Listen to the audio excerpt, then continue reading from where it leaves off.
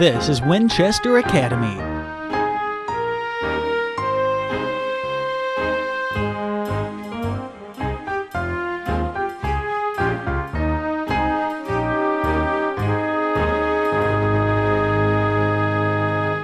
I'd like to take the time to introduce our special guest this evening. And our special guest is Richard Nebel. Richard and I have been friends for, I think it's about 48 years. I haven't seen him for 45.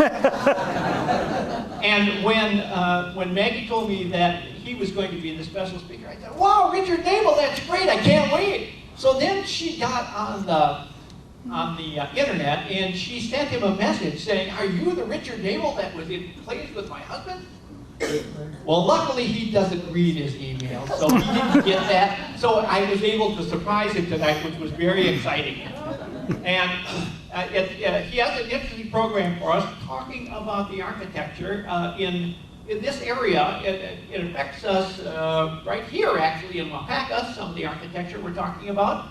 And he has become quite a student of it, and he's got something to show us. And his wife Robbie is also going to be providing the slides, and so she's here with him to do that, and we thank him for that. And with that, I give you Richard Nebel.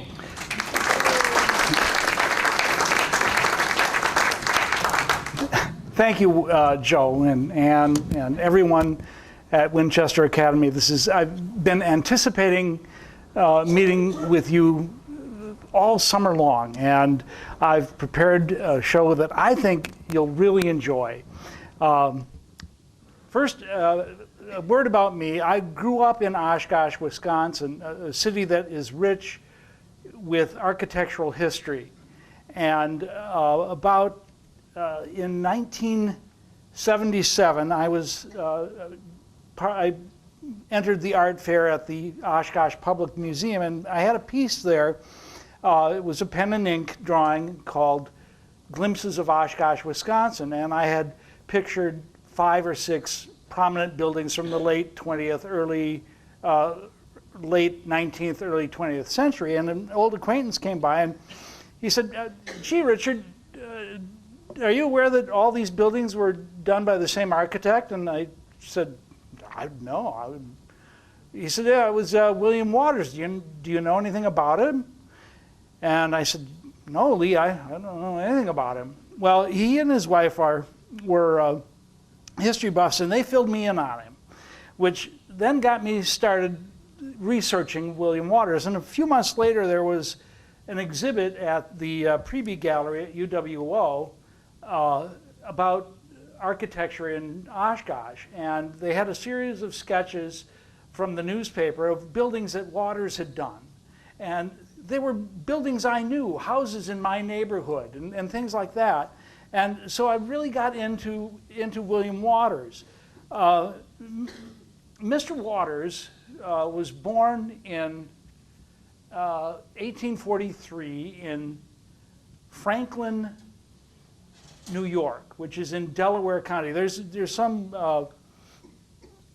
confusion about that. A lot of people think he is from Franklin County, which is an entirely different place. But Franklin is a small farming community in southeastern New York.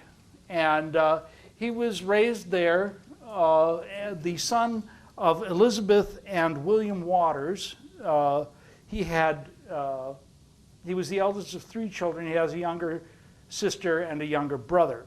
And then he was educated in Franklin, and then at age 19, he moved on to the Rensselaer Polytechnic Institute in Troy, New York.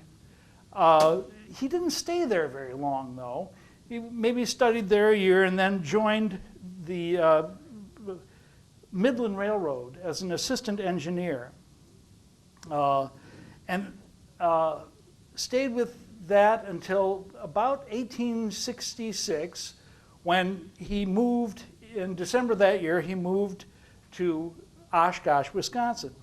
Oshkosh in 1866 was a pretty rough place, but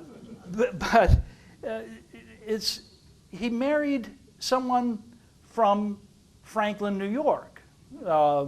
Oddly enough, his wife was Catherine Follett, whose father was the third mayor of Oshkosh, and a very influential man, which probably accounts for why he got quite a few city commissions very early on. He would be designing, he started out designing schools or supervising the construction of schools, but one of his first major commissions came from the state, and that would be the normal school. The state had normal schools at that time, it had normal schools in Platteville and in Whitewater, which is kind of heavy in the southern part of the state. And so they decided they wanted something with a more northern location, and they picked Oshkosh, and Mr. Waters got the job.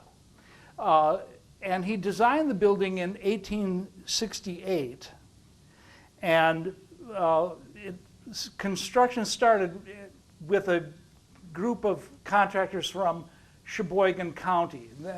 That's important to remember. And they built the building, got it all finished, but the state didn't have enough money to furnish it, so it remained empty for a year, and the first classes were held in 1870.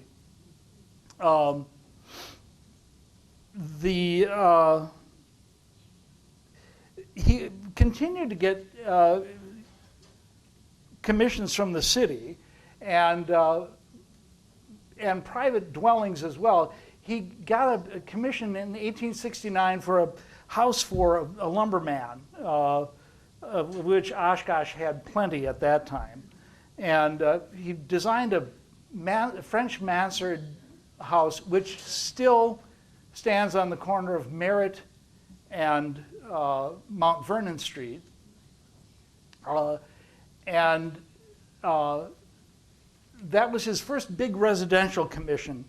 A little later, he got a commission from the Irish Catholics on the north side, who had been worshiping in a wooden structure, and they wanted a nice church. He got this commission in 1867, but the Catholics didn't have a lot of money, and they didn't finish the church until 1875. But incidentally, this was the church I was baptized in. But they tore it down shortly after that.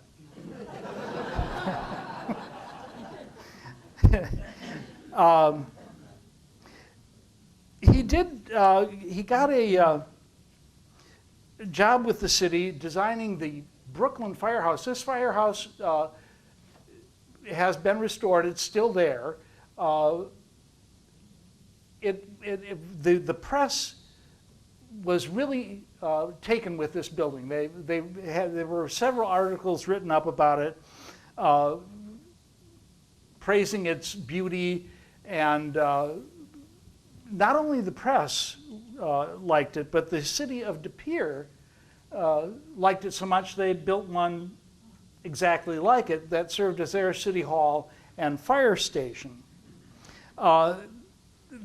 This was the start of Mr. Waters doing work out of the city of Oshkosh. And one of his first jobs out of town was the William Prentice residence in Sheboygan Falls.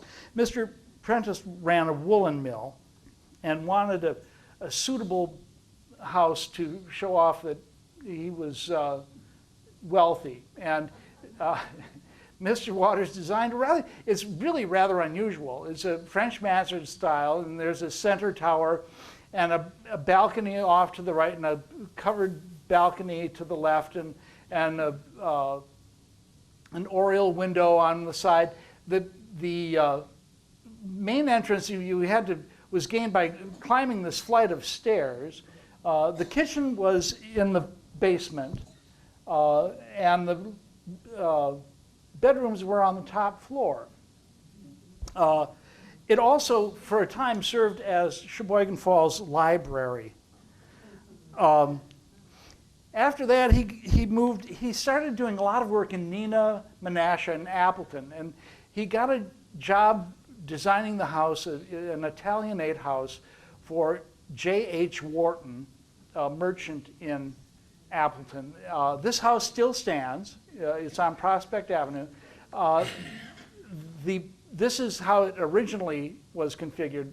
It has since had a large porch across the front of the building. Mr. Wharton also commissioned a business block from Mr. Waters. Additionally, in Sheboygan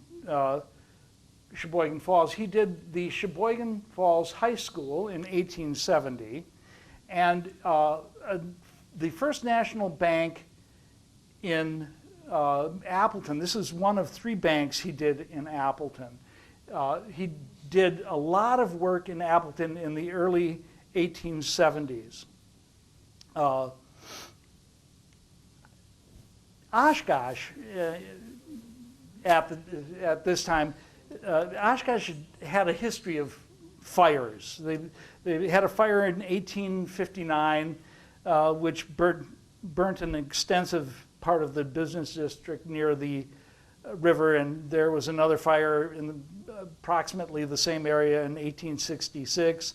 There were 2 fires in 1874, but the big fire was in 1875, and it burned, started west of the business district at the Morgan Company, and burned for about 1.5 miles east. That summer was very dry, windy, and so there was a massive rebuilding effort undertaken. And J.P. Jensen, the draftsman for the Waters firm, is quoted as saying that they were drawing plans by the yard. And what back then, they didn't draw plans on paper. They would draw them on linen. And that made it easier to copy them, to make blueprints from them. The Waters office had 23 buildings in the planning stages after this fire: 2 banks, an opera house, 2 hotels, and a post office. This is the Beckwith House, which was a first-class establishment. It was the #1 hotel in Oshkosh, very high class. There was also the Tremont House, which catered more to the commercial traveler. Mr. Waters this is a fancy structure, but he did a lot of plain structures because they wanted to get things underway and get things rebuilt. So he developed a plan. I don't know if he developed it. I've seen other architects use it, but it was 2 storefronts separated by a stairway to the 2nd floor. And he uses this template throughout his career. In the second picture here, the Herman block, he does a lot more with the cornice, and he's got coins at the corners and pilasters and heavy carved lintels above the windows. So you could get a plain or a fancy rendition of a building. The Griffin block also employs this 2-store separated by a staircase, and this whole row of buildings was along the east side of Main Street, down near the river. After the Great Fires and the rebuilding, the 1880s was a great time for Oshkosh. It was rich. There were millionaires in Oshkosh, and they were politically connected. Senator Sawyer lived there, and Congressman Richard Gunther lived there, and there was a lot of industry, and they were in a mood to build. And one of the first people to build was Moses Hooper. And this is what is known on the UWO campus as the Oviatt House. It was actually built in 1882 by Moses Hooper, who was a lawyer. He specialized in water rights. And he was also the corporate lawyer for Kimberly-Clark. He also commissioned Mr. Waters to design an office building for him, and later a home for his daughter and her husband.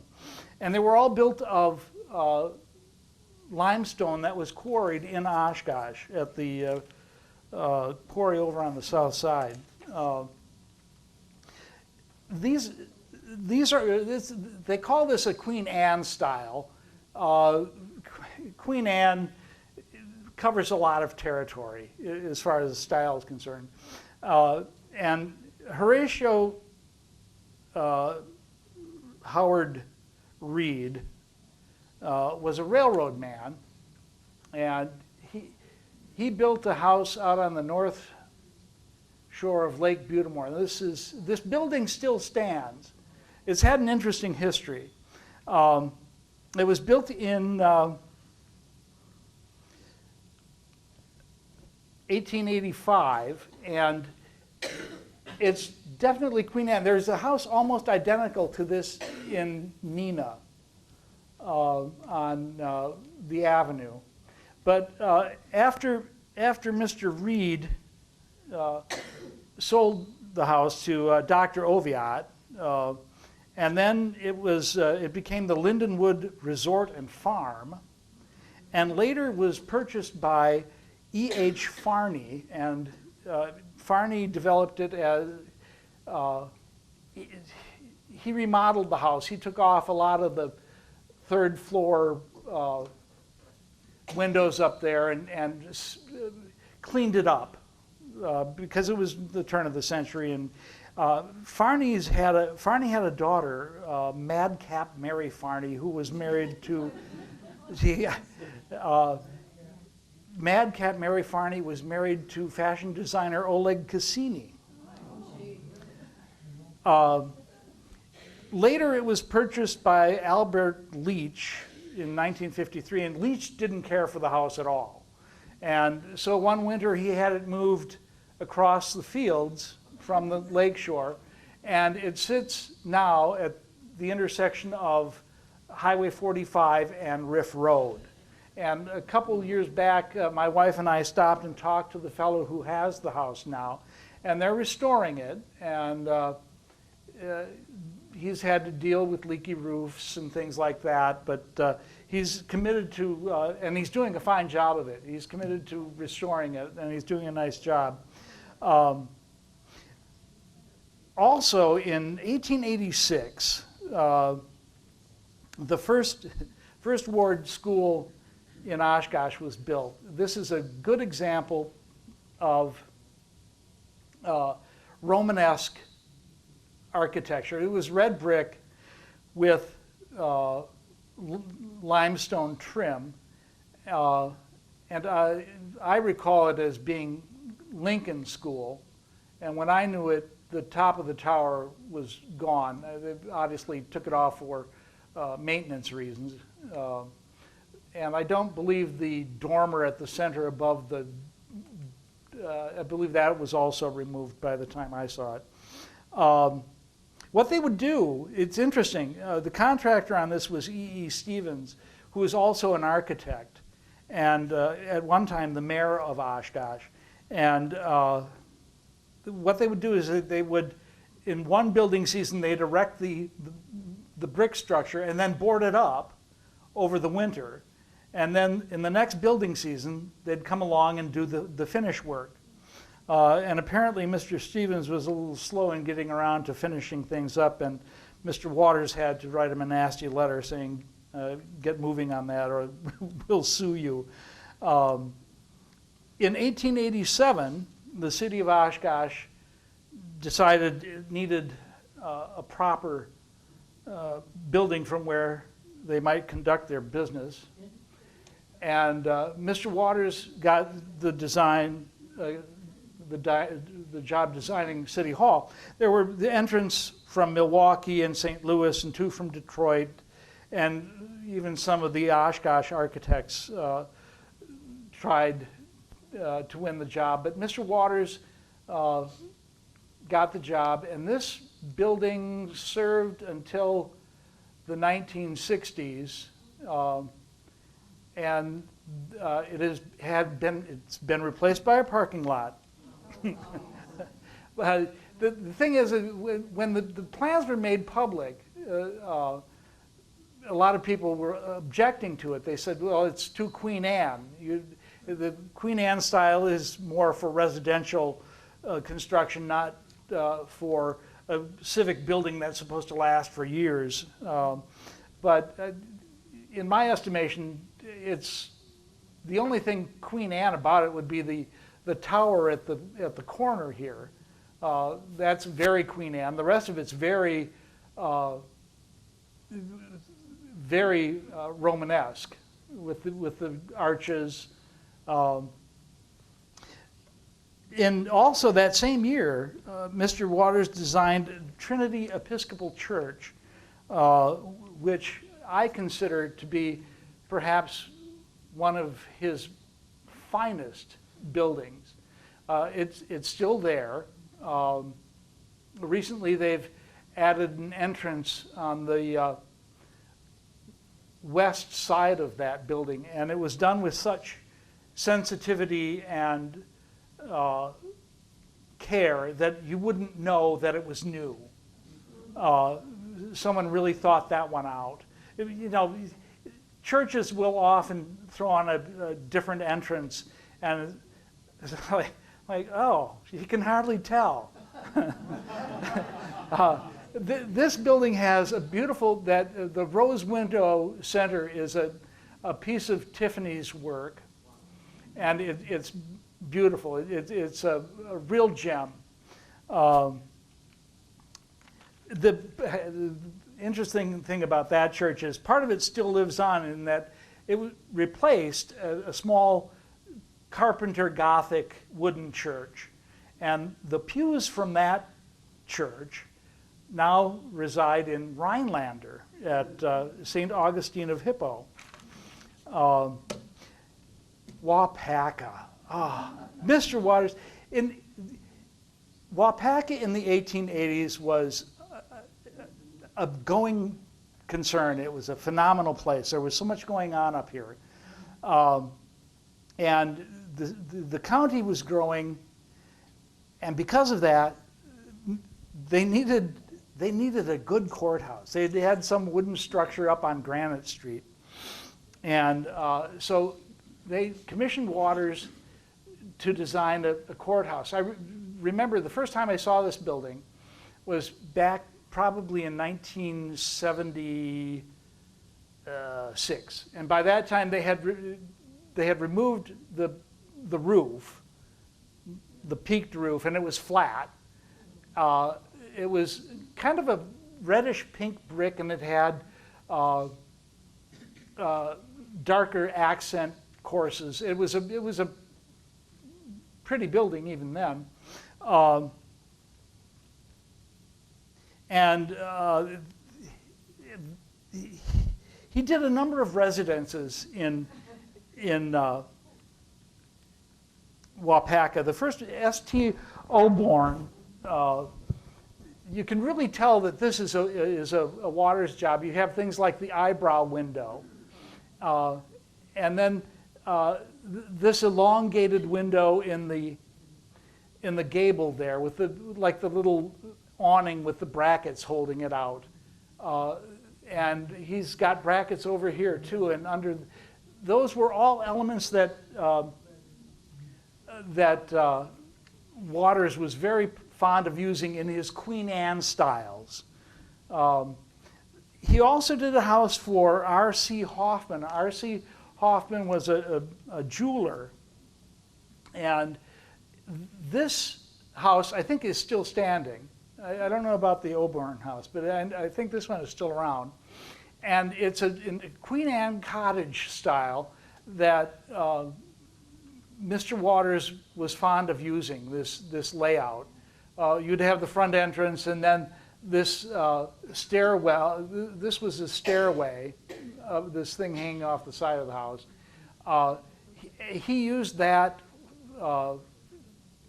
extensively in a lot of his Queen Anne designs.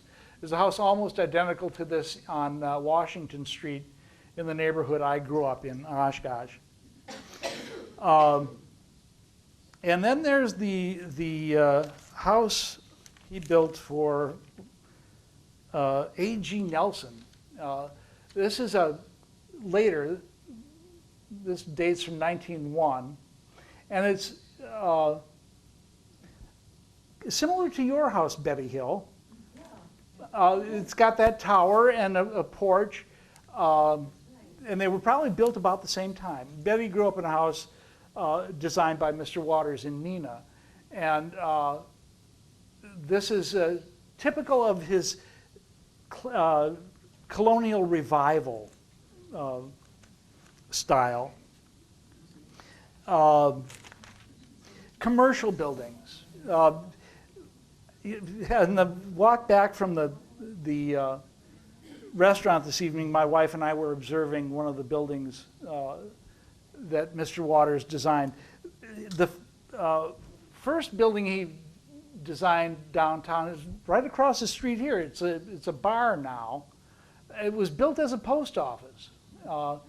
And then later a fellow named Nelson had it as a bar, and he sold Blatt's products, I think, or Pabst.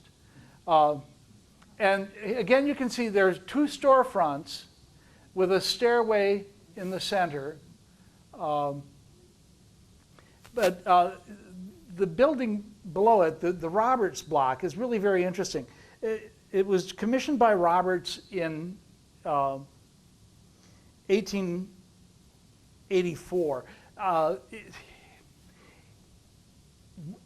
A very useful tool in my research has been the online illustrated Waupaca.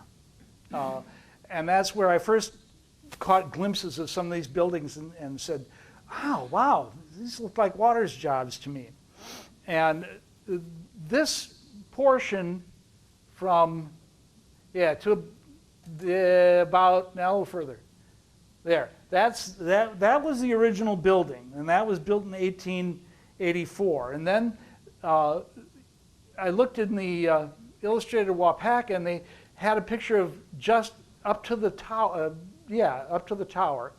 That was the post office, and then the rest of it was added later. But you can, if you really study the building, you can see where the additions were made, and it's a beautiful building.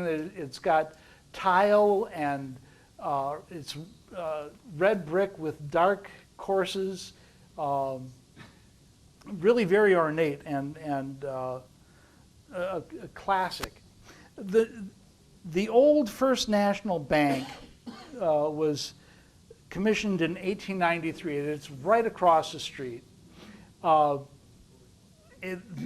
This bank building is much like that of the Commercial National Bank that Waters designed in 1881 in Appleton. You had the bank in the corner, and then two retail spaces, and then a stairway that led to the second floor where there were offices. And on the third floor were the rooms for the lodge of the Knights of Pythias. And in Appleton, the commercial bank, there was the Masonic Hall up there. In 1909, Mr. Waters designed the Lord Block. This sits on the corner of Main and Granite I believe. And what they've done now is the windows are much smaller, and they've removed the cornice. But this is how Waters would have designed it. It's brick with a lot of limestone trim and a nice metal cornice, very classical details, and the building is still there. In 1894, the Danes wanted a more significant presence in downtown Waupaca. The Danes Home Society was founded in 1877, and it was a social group for people of Danish descent. And they had, when they built the new courthouse, the Danes bought the old courthouse and turned it to their uses. But they wanted a hall. So Waters designed them this building, and it's a gem. It's beautiful. It's a light-colored brick with dark courses. It's got arched windows. Originally, it had an auditorium that would seat, with the balcony and the box seats, over 600 people. The stage proscenium was 28 feet wide and 20 feet high. And the main entrance was up the hill on the side of the building. And it's had a rather checkered history.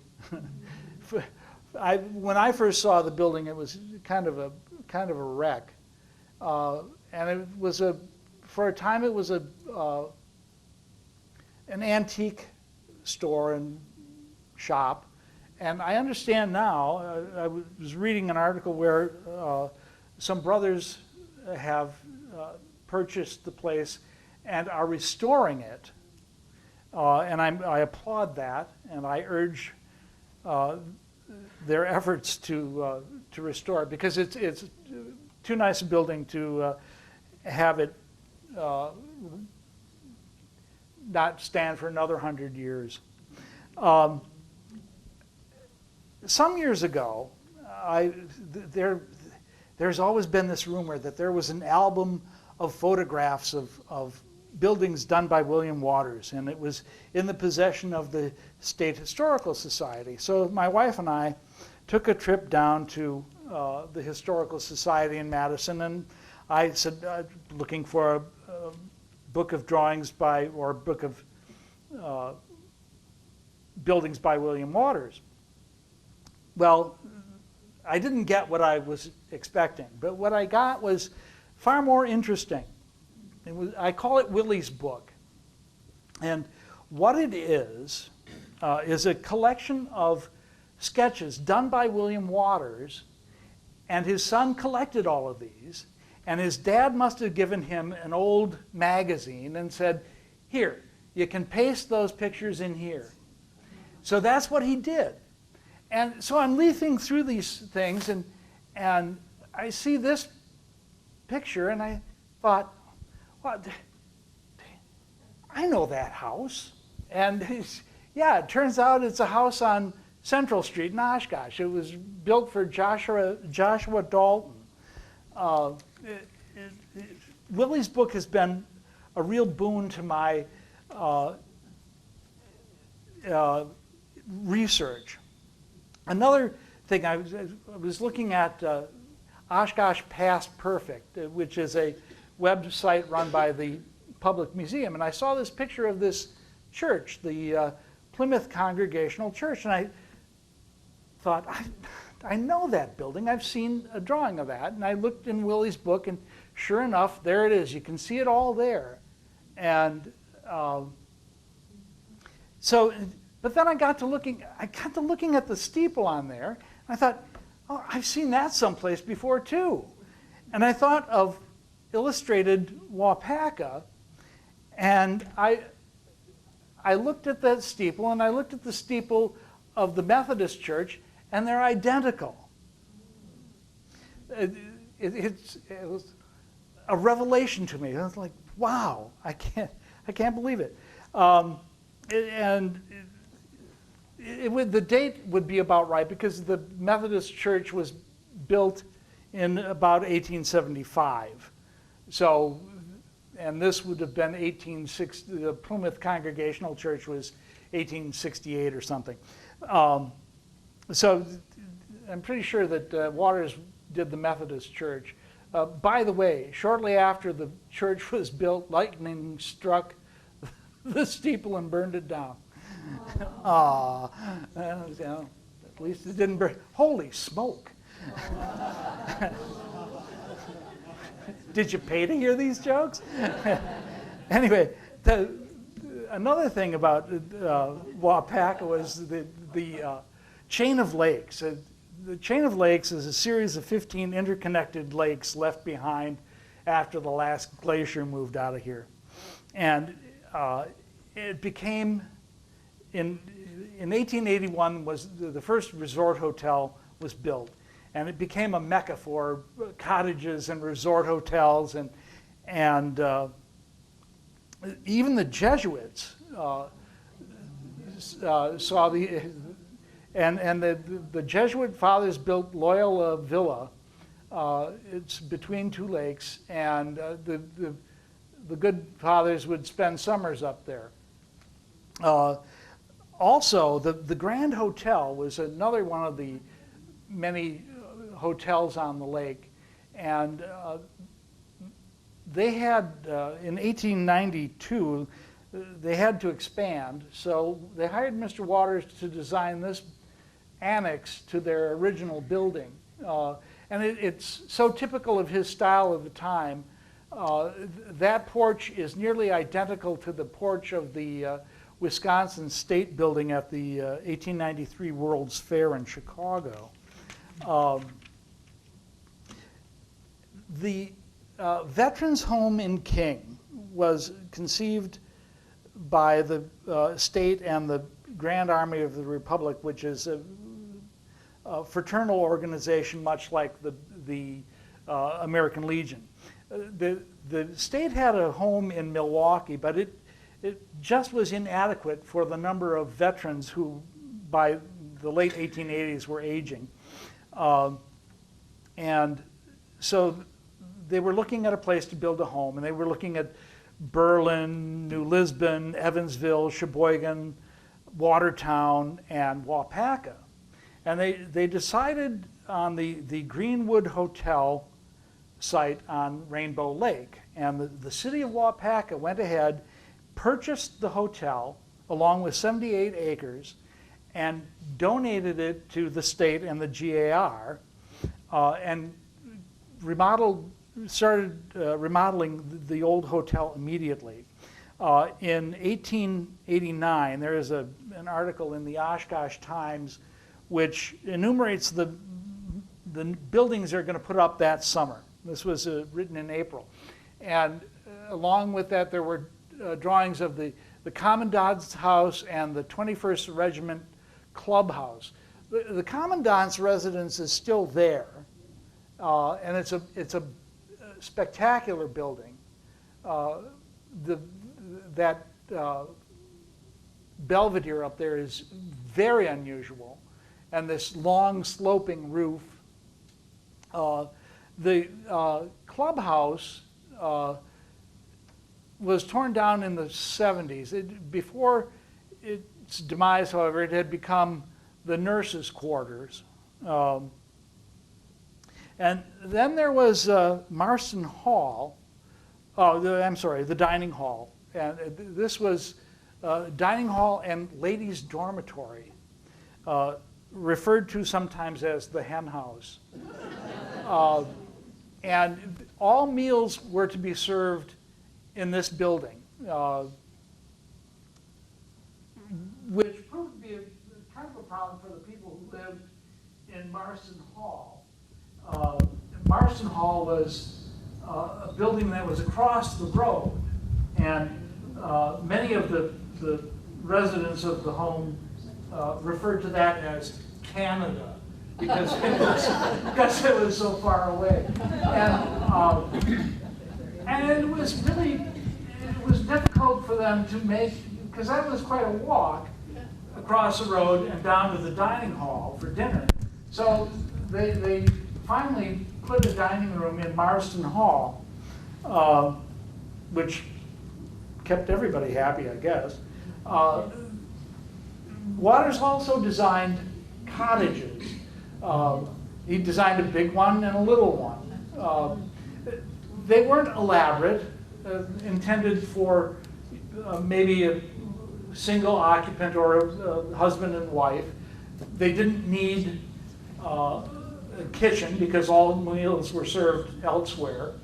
I suspect they had plumbing because one of the first things they built out there was a water works.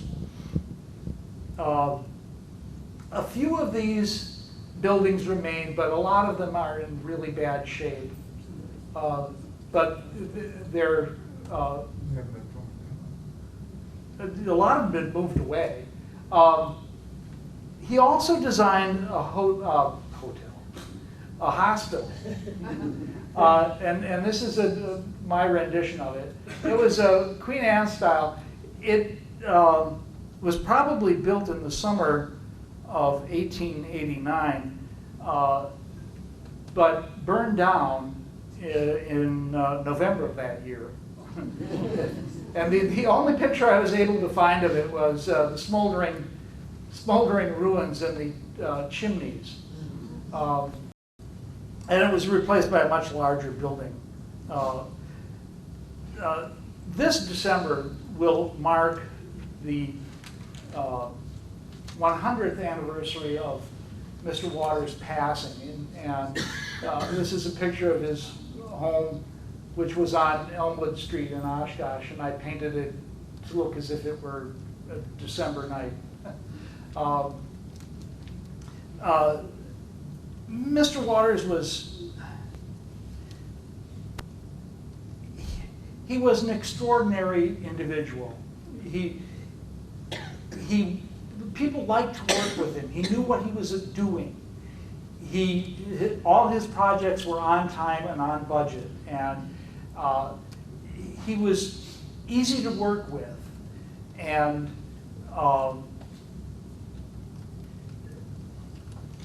he was more than that, though.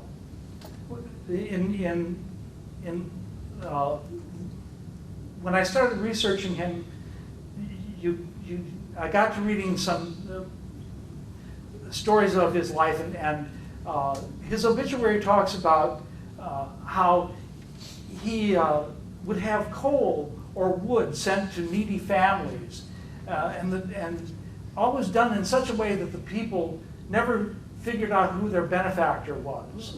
And he owned a number of rental houses where if the people were unable to pay, he didn't demand the rent from them, and they lived rent-free for months.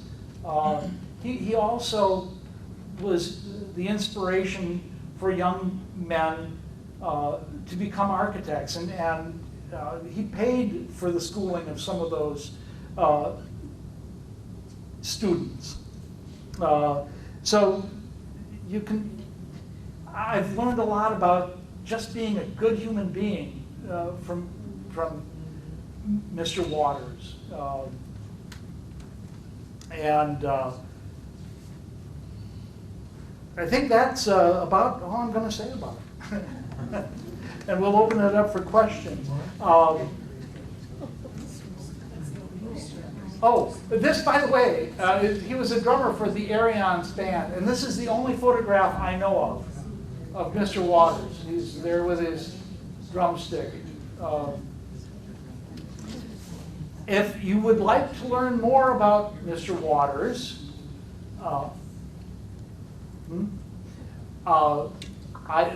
have a blog site which I've been writing since 2010. William Waters, Oshkosh Architect, blogspot.com. Please feel free to visit that. I've got a lot of information there, and we'll open it up for questions. Well, before we have questions, let's give Richard a welcome and appreciation. Thank you. I'd like to thank my wife, too. She is responsible for the PowerPoint presentation. Without her, it would Question back here. Not so much a question as a statement. When I went to UW Oshkosh, the school that you referred to as possibly being Lincoln School was directly across the street from our fraternity house on Algoma Boulevard. I believe it had a different name because Lincoln School was on the other end of the campus, but maybe in a newer building. And then the house you said that got moved from Lake Udamore, while I was a student there anyhow, was the Sigma Pi fraternity house. Wow. That's right. Really? It was outside of town. You know, we always said those guys had a drive. But Sig Pies, we also had another name for them. Yeah, I'll bet. They didn't go to class very often anyway, so it didn't matter. I think there were two schools at either end of the UW campus. There was, One in the middle.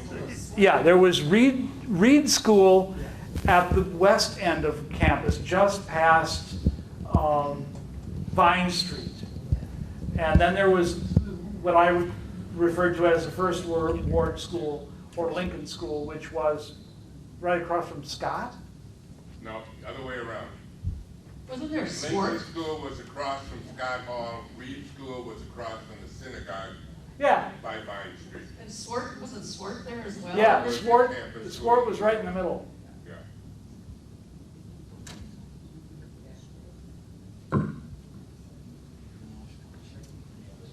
A little history about the Danes home back, as I remember, must be like 70, maybe 70 years ago. There was a sheet metal business in the village that really didn't preserve it so well. That was in the 1950s, late 40s and early 50s. I have a question. Yes. Mr. Waters seems to have kind of a distinctive style, but yet, when you really study it, there are differences. Did he decide what the style was, or did he have input from the clients? Good question. I always maintained that Waters had his own style, but gave the client what they wanted. And I think that accounts for a great deal of his success, is that unlike some architects who pushed their style on their clients, Waters listened to his clients and gave them essentially what they wanted.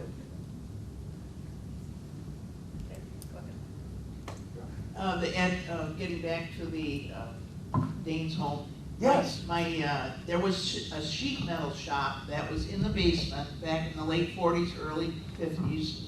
My dad was an oil burner serviceman and worked out of there. They stored stuff on the ballroom floor.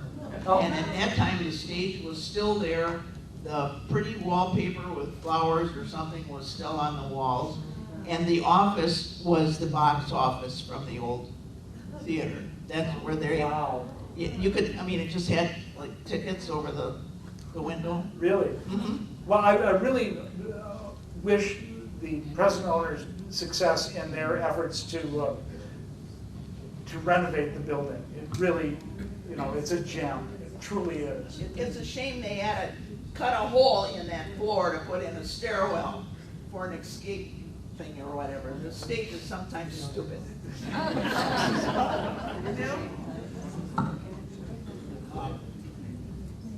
I've noticed in some of the drawings, like the courthouse there, I believe it's the courthouse in or City Hall in Oshkosh, where one side of the entrance, the windows were one shape, the other side they were a different shape. Like the Danes home, the side which is facing Granite Street had the rounded windows, and the side going back towards the hill were rectangular windows. Why were they different than that? Good question. I'm not exactly sure. I know what you, yeah.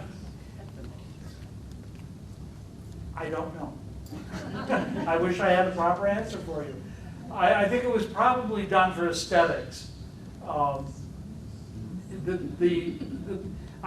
know the windows you're talking about on the Danes Hall. They have arched jack lentils on them, and they're probably. That's that city. Oh, yeah. Could it have to do with the interior? Are those large hall spaces with the arched windows maybe, and smaller offices with square windows? Or? Yeah, it was probably utilization of space in this case. These were probably offices, and that was probably a large hall, and there was probably a large hall back here. But on the, can you flip to the Danes? Danes home?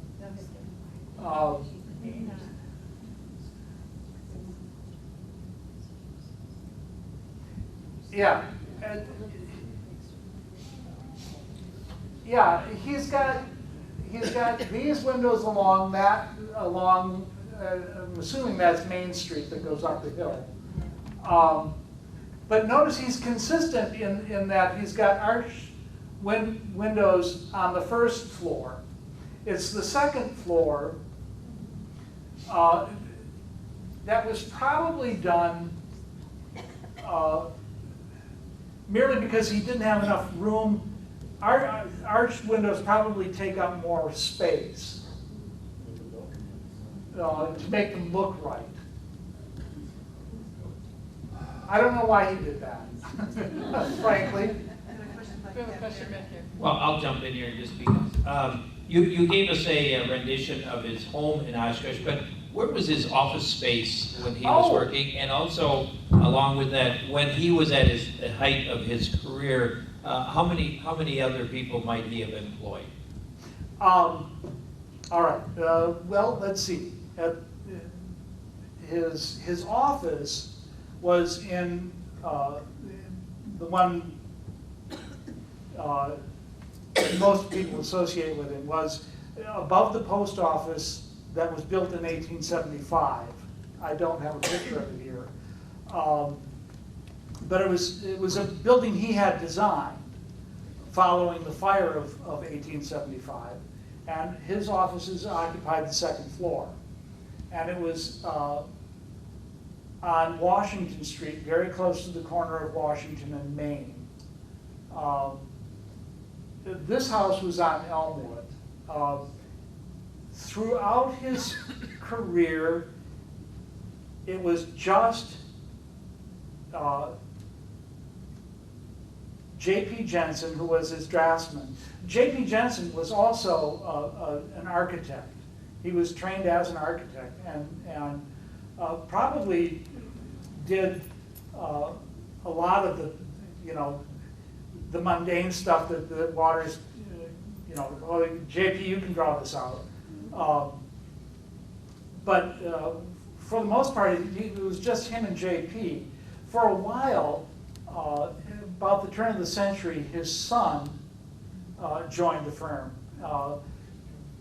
And his son graduated from Cornell and first started a partnership with an architect named Rockwell, and they had offices in Green Bay. The lighthouse in Oshkosh on Bray's Point, sometimes known as Buckstaff's Lighthouse, it was actually designed by Rockwell. And Rockwell did very little work because he died very young. As a matter of fact, I think the lighthouse is the only thing I can put to his credit. But his William Waters Jr. Had a very short partnership with Mr. Rockwell, and then he joined his father's firm for a year or so, and then he became an architect for the Army and was doing work in the Philippines and in San Francisco. And he also died at a very early age. He was only in his 40s, I believe, when he passed away. In 1959, when I was a sophomore in high school, I went to school at, there were 3 schools there was only one high school then. And that was on Algoma Street. Yeah. And one of those 3 buildings was the red brick building, which was torn down in 1961. And looking at this architecture, I thought the red brick building he had some input in that. That was, okay, here's how this goes. The original high school building was built in 1868, and Waters served as the supervising architect of that building.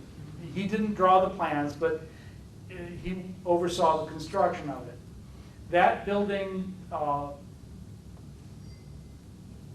remained the high school. It was a huge building. It was far bigger than the city needed. It also had a grade school in it, and there were plans to, about 1900, there were plans to add a section to the front of the building on Algoma, because it was set off the street quite a ways. And then a year later, they were going to put an addition on the back side, modernizing the whole building. Well, before that could happen, it burned down. So,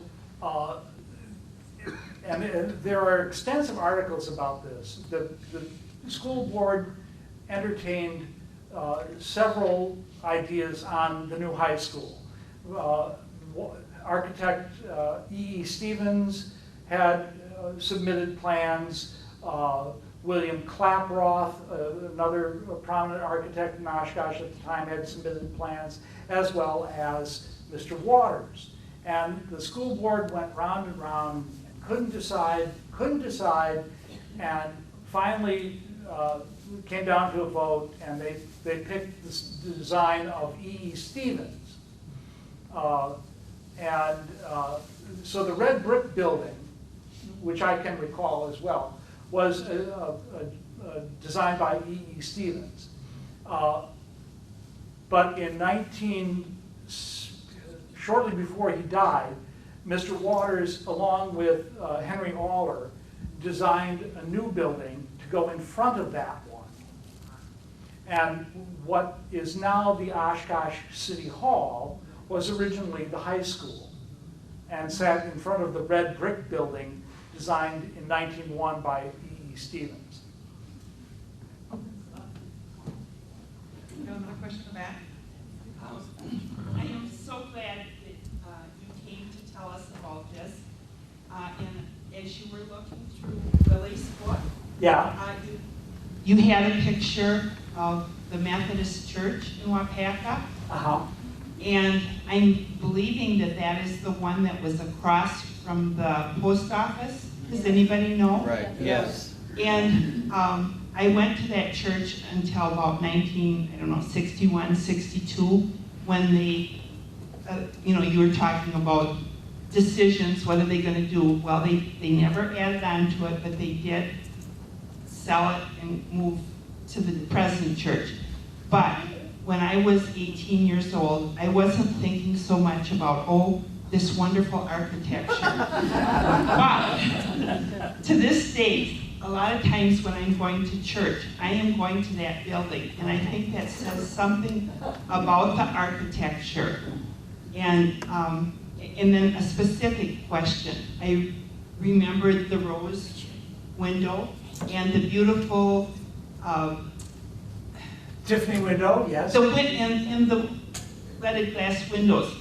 Was that part of his job, or did somebody else take over for that? Well, in the case of Trinity, the window that's in there now was a gift, I believe, from a lawyer named Barber. if I've got that right. So that is not the original window. However, there are other Tiffany windows in buildings designed by him. The Edgar Sawyer House, which is now the Oshkosh Public Museum, has a beautiful set of windows on the stairway. There's a landing on the stairway, and it's a forest scene. And it was done by the Tiffany Studios, and I don't know if you can still do it, but they rigged it so you could open one of the windows and see how Tiffany layered the glass. So yeah, I think that there were cases where Waters would have said, yeah, no, Tiffany windows would look great there. Well, and there was one in Waupaca too, and a rose window. You know, as you looked at the pulpit, I just wondered if perhaps, you know, we have histories of the church, but all I've ever seen are dates and not very much about the architecture. And so this is important to me. Yeah, I know that feeling because and often the histories will conflict. If you get two histories of the same building, dates will vary, and it's exasperating because you think, well, wait, this says 1876 and this says 1869. Which one is it? You know, you just have to kind of use your judgment and think, well, he wasn't designing stuff that looked like that then. But I know that feeling. We've got time for more questions. Anybody have any? Mr. Kohler, would you like to say anything? Yeah, you.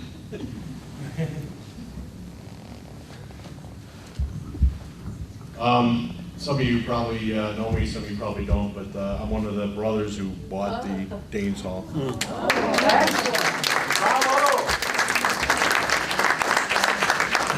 And just to give a little update, you know, people have been asking, you know, what's happening with it.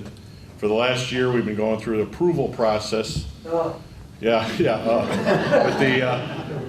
the historic societies, both the federal and the state, and it was probably 2 weeks ago we got the approval on both of those.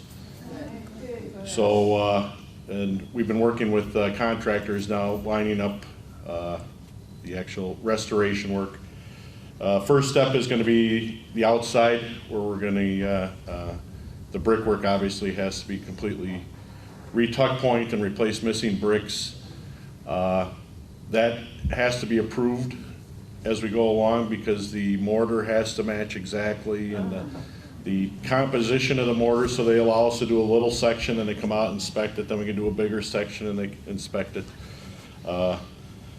It'd be much easier to renovate a building like that if you didn't want to keep it historical.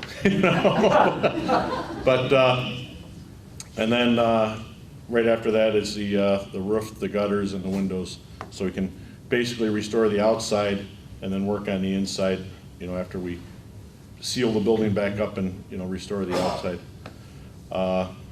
There's a couple interesting facts that we've learned just by doing some research on our own, that the Danes Hall was built from the time they started till the dedication in 4 months. Really? 4 months. It was, their grand opening was on Thanksgiving weekend. What year? 1894. That's And, amazing. Yeah, 4 months. I'm not, if I recall, it was like for $7,000. But we found old newspaper articles, and one thing that I think is funny is it says that it was, they described the ball that they had here, and somebody actually presented us with a program of the festivities, and it lists all the songs, and the mayor gave a speech and all these. But the newspaper article said that it was brilliantly illuminated by electric lights. And just working in there and working in the attic and looking at stuff, the attic still has its original ceramic posts and bare wire wiring, and I can see where it drops down. And in the ballroom, there was probably like 8 light bulbs. And so they had a different concept of brilliantly illuminated, and I'm guessing they were comparing it to kerosene lamps, so it had to be brilliantly illuminated. Another interesting fact we found out was that there was actually supposed to be an addition on the north side of there where the house is going up the hill, and there were actually plans drawn up for that was supposed to add a second ballroom. When was that? Right around the turn of the century, right around 1900. Really? Yeah. And Did Waters draw those plans? I believe he did. And it had another ballroom, and the house that's there now kind of snuck in there and took the property. And there's an article in the Waupaca Republican about that, how they had plans to add a second ballroom to it. Thanks. And another thing we learned is that there was a restaurant and coffee shop in the basement of that, and we have one picture of it from the early 1900s that show 3 gentlemen sitting outside the entrance there, and it has an old sign in front of there that says restaurant, coffee shop. And we did a little research into that, found out who ran it, and there were 2 gentlemen who ran it, and they lived in the building in the basement while they ran the coffee shop. But yeah, it's just a couple little interesting little things, and it's kind of interesting, you know, walking through there and trying to, because when the antique people came in, someone mentioned that they put the stairway in the middle of the ballroom, you know, and not only that, you can see where some walls were moved, and, you know, not much has been changed, but little things here and there that you try and figure, okay, what was this actually used for, you know? Some of the stuff we really don't know, you know, what it was used for. At one point along the line, Dr. Roy Holly told me that he owned the Danes' home, and that he got a call when he lived in Milwaukee, even though he owned the Danes' hall, that a pipe had burst. And what should he do? Well, it turned out, he said, that it was the water pipe from the house next door actually ran through the building of the Danes' home. And it still does run through the Danes. Because when we bought it, I bought the building, I was in the basement. I'm looking at these water lines running through there, and the building was basically vacant when we bought it, and the heat was turned off. Yeah. And I saw these pipes wrapped in this electric heat tape. And it's like, where are these pipes going? And the water for the building itself was shut off. It's like, why are we heating these pipes?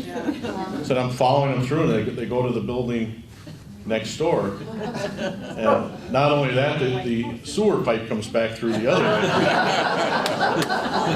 So when I talked to the city about that, they said that, well, they eventually hope to move it out of there. But that they said that when they put it in, it's because they couldn't get through the granite ledge that the house is built on next door. And the north quarter of the building's basement is sloped up because when they built it, they couldn't get through the granite. So it's not a full basement, it's a 3/4 basement, and the north side, it's sloped up. And they use that short little crawl space for a coal bin. Oh, okay, sure. Yeah. That would make sense. But the water pipes still run through there. Any other questions or comments? What's that? What motivated you to take on this project? Oh, it was my. He asked what motivated us to take on this project. I'd have to say it was my other brother who lives down in Illinois. He called me up and he said, "Do you know that the Danes' home is for sale?" I said, "It's been for sale for years." He says, "Well, what's going to happen to it?" And I said, "I don't know." He says, "Well, we have to buy that thing before it falls down." He says, "I'm looking at pictures of it, and it looks like it's going to fall down any year now." I mean, he says, "It it doesn't have that much longer. So that's basically what motivated us, and you know, we're working to keep it from falling down. Are you having connection? Well, let's thank Richard and Robbie for working.